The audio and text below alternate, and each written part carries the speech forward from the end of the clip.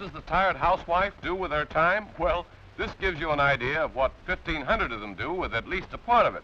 If we go back to the 1950s and we think about beauty pageantry, for example, that was something that came to mind.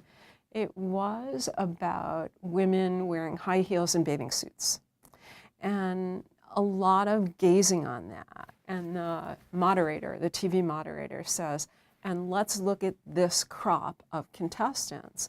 And when I hear the word crop, I think about vegetables, and I think about ways that they're herded like cattle.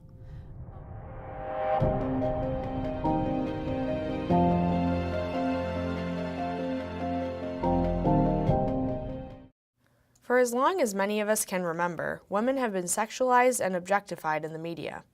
Whether it's a magazine ad from the 1960s or a social media post today, the fundamental way women are viewed in the public eye hasn't changed all that much. I don't think we're looking at women in beauty pageantry in the same way, but in some ways we are.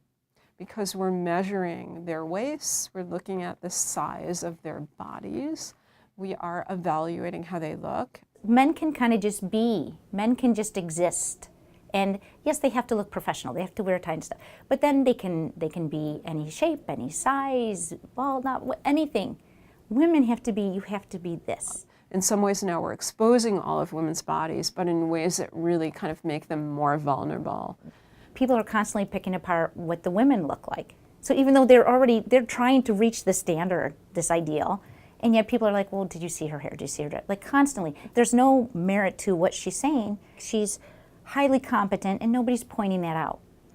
How good she is at the job. It always comes down to what she looks like. Did she gain some weight? God forbid. I think the common thread across this is that we still police women's bodies. I think we discipline women's bodies to fit into a certain mold, whether that's being super thin, having light skin, wearing, clothes that are exposing sexuality. That double standard continues to exist. Women have to be so many things, but again, and still going back to walking that fine line. Can't be too much of one thing, can't be too, and you can never make everybody happy. The assumption about who is engaging in this picking apart of women is often put only on men. The reality is that women are adding to the problem themselves, critiquing the females around them just as men would. So at the very least, even if we aren't the ones who've created this, women created this standard, this ideal that exists, we certainly perpetuate it day in and day out. I think it sort of relates to the question about power and dominance, and are women pushing other women down, and who's doing the oppressing, because it's an opportunity to push someone else down. Some say there's a higher pressure put on women to be a certain way in society. There are unspoken rules that must be followed to be the ideal woman in our world. These unattainable standards for women often take away from the things we should be focusing on. Do I have to be more competent and constantly prove to everyone around me that I can do this? I again have to temper it with a smile and a personality that is warm, and I have to worry about all the, and not only that, I have to, am I dressed appropriately? Not too attractive, but certainly not so that people are going to, look at Hillary Clinton in her pantsuits. How that, what? Why? Highly intelligent woman, she knows politics, and yet she wasn't likable enough.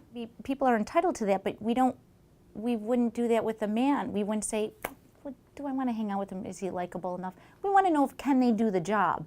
But women you have to check all these boxes, not just can they do the job. So I start off saying we're at a moment right now. And I think that moment is also about what's happening in media and happening in the field, that I think we're starting to rethink ways we conceptualize women's roles and ways their voices can now enter into this dominant space that was largely occupied by men. People all over the world are fighting these fights every single day. But although the feminist movement has been working towards equality for decades, there are still many men and women who don't want to be associated with the word. But no matter what we call ourselves, we're all working towards the same goal. I think that not everyone wants to own being a feminist, and I think that's because feminism sort of carries with it stigmas about it being anti-male or male bashing or lesbians with hairy legs. And some of that is, stereotypically misconstrued in ways that others that think about, I support gender equality, but I don't want to be associated with the word feminism. Social media is giving women a platform to voice their opinions, tell their stories, and be heard, and people are finally listening. But in addition to positive change comes inevitable criticism. Social media introduces so much disembodiment in many ways. You can be whoever you want. You can own your identity, you can front your identity, you can hide behind other identities. And I think there's just a lot more levels, and it's super complex. Once upon a time, if something was on, then that's fact, because those people were authority figures. And then you have the dawn of social media and YouTube, and anybody can put whatever they want on there, and there's just, well, it's on there, it's got to be true. And we don't critically analyze anything. I think that requires us to sort and file a little bit more strategically and use a little bit more critical eye towards what we're reading and how we're getting it. We should assess and kind of think about where the information is coming from and its validity, and who's what's the foundation underneath that piece of media? What's their slant? What's their bias? Because I think that's evident in multiple media outlets. This is not a new thing, though. Even way back, if somebody says something and someone grabs onto that statement, what was backed by bad science or no science at all becomes fact. If you repeat it enough times, enough people will believe it, and what was once just a flippant statement becomes fact. Are you also somewhat indoctrinated into the Twitter culture? We're just reading one-liners constantly, right? So you have this feed coming across your phone or your laptop, and you've got that happening all the time. And does that set you up into a discourse where you're not really unraveling or getting into the nuances of that? It's just one feed after another. At the same time, I think social media has really opened things up. Information unravels much faster. We're able to get our information, in multiple ways. We used to just rely on, when I was a kid growing up, there was ABC, NBC, and CBS, and that was it. It was one-dimensional and super flat. TD says a huge part of the problem is people refusing to stray from their rigid beliefs. The constant flow of news from so many different sources is making it harder to tell the difference between fact and opinion. Everything in our society is polarized. It's your left or right, male, female, Democrat, everything is polarized. So there's an us versus them mentality. So it's either if you're not with us, you're against us. On every issue, it's ridiculous. And yet there's no meeting of the minds because we're constantly saying to the other side, I disagree, and that's shutting doors. The only way is to at least say, okay, we agree on these things, and there'd be more ears open. That's study after study has shown that, but that's the way you find consensus. In some ways, it's wrong for us to call it faux news because there are pieces of validity that are in that come out, but I think we're not really good at siphoning out that validity, and we're somewhat influenced and clouded by this, it's there, it's in front of us, that must be it.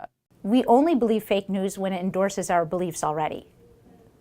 So we all want to be proven right. We all want to, okay, these are my beliefs, and I'm going to seek out, that's human nature then, to attend to and hold on to and focus on those bits that speak to our beliefs and attitudes and views. Change can only come when people are willing to come together and find common ground. Whether we are called feminists, activists, man, woman, or person, we are all on the same team. We need to strip away the labels and work together to break through the divide.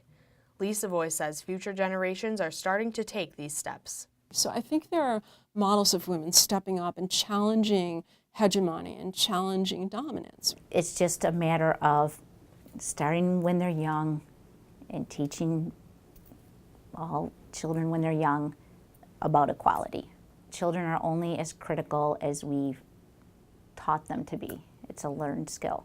And as they move into adolescence and adulthood, then I think people are more willing to challenge what's out there, instead of believing everything you hear. We tell women to be well-behaved, to not make a lot of noise, to take up a small amount of space, to be accommodating. And I want to say we should tell women and girls to be loud, to have voice, to take up space, to argue their point, to be confident.